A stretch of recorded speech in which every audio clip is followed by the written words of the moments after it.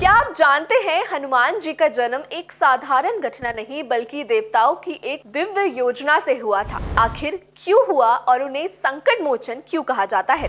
नमस्कार, आप देख रहे हैं राजीव टाइम्स। आप सभी को हनुमान जयंती की हार्दिक शुभकामनाएं। मैं हूं आपके साथ अपूर्वा दत्त। जानिए इस रहस्य की पूरी कहानी। भारत में आज भक्ति भाव और आस्था के साथ हनुमान जयंती मनाई जा रही है। ये दिन भगवान हनुमान के जन्मोत्सव के रूप में पवित्र माना जाता है और मनाया जाता है। धार्मिक मान्यताओं के अनुसार हनुमान जी का जन्म चैत्र मास की पूर्णिमा का हुआ था। वे माता अंजनी और वानर राज केसरी के पुत्र थे, जबकि उन्हें पवन पुत्र भी कहा जाता है क्योंकि उनका जन्म पवन देव के आशीर्वाद से हुआ था। कथा के अनुसार माता अंजनी एक अप्सरा थी जिन्हें श्राप के कारण पृथ्वी पर जन्म लेना पड़ा। उन्होंने भगवान की कठोर तपस्या की, जिससे फलस्वरूप उन्हें दिव्य पुत्र की प्राप्ति का वरदान मिला। इसी समय राजा दशरथ द्वारा किए गए पुत्र यज्ञ का प्रसाद दिव्य संयोग से अंजनी माता तक पहुंचा और इसी से हनुमान जी का जन्म हुआ। बालकाल में हनुमान जी अत्यंत चंचल और अद्भुत शक्तियों से युक्त थे। एक प्रसिद्ध कथा के अनुसार उन्होंने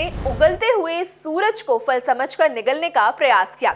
इस पर इंद्रदेव ने वज्र से प्रहार किया, जिससे हनुमान जी बेहोश हो गए। ये सब देखकर पवन देव क्रोधित हो गए और उन्होंने वायु प्रवाह रोक दी, जिससे पूरी सृष्टि संकट में आ गई। तब सभी देवताओं ने मिलकर हनुमान जी को जीवित किया और उन्हें असीम शक्तियों का वरदान दिया। इसके बाद ऋषियों ने हनुमान जी को यह वरदान दिया कि वे अपनी शक्तियों को तब तक भूल जाएं जब तक उन्हें कोई याद न दिलाए। यही कारण है कि बाद में श्री राम ने उनके साथ जुड़े और उन्हें अपनी शक्तियों का बोध कराया और उन्हें समुद्र लांघकर लंका पहुंचकर माता सीता की खोज की। हनुमान जी की शक्ति, भक्ति और समर्पण का अद्भुत प्रतीक माना जाता है। वे भगवान राम के परम भक्त थे और उन्होंने रामायण में महत्वपूर्ण भूमिका भी निभाई थी। जब माता सीता का हरण कर रावण ने उन्हें लंका ले गए थे, तब हनुमान जी ने लंका जाकर उनका पता लगाया और राम जी की सहायता की। उनकी सेवा भाव, साहस और बुद्धिमत्ता उन्हें अन्य सभी से अलग बनाती है।